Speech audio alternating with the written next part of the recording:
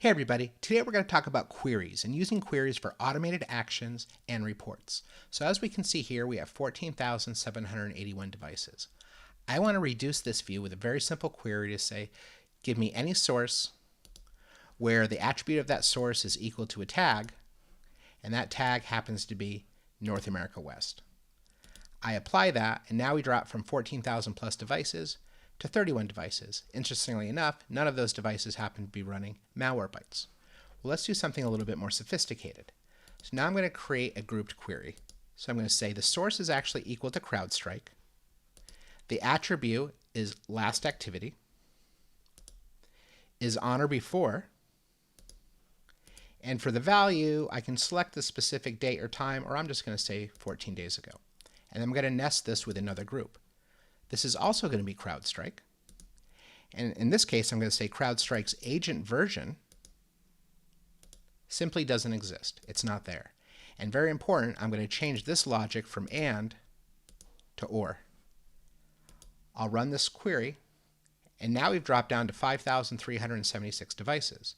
Well, maybe even further, I just want to look at Windows 10 Enterprise. So I'm going to come into my OS filter, select that, and now here's 180 devices that I care about because maybe there's a new vulnerability that's related to these devices. And I see all my systems where they're not installed, systems where it's been 14 days ago since the last communication, 15 days ago, 20 days ago, so on and so forth. So pretty valuable information. Now I can further go into these queries and I can create actions. And this is what's really cool.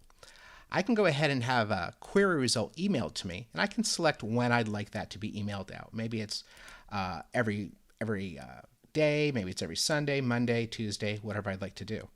I can also have these query results added to a daily report to just show me what the latest status is, and I can tag these. So just like we saw the North America West tag, I can put a tag here that says install CrowdStrike agent. That simple. Now, why is that really cool? Well, there's integration here. So this system has integrations with ServiceNow and SIEM solutions and SOAR solutions. So you can use this for location tagging, operational, policy, even workflow.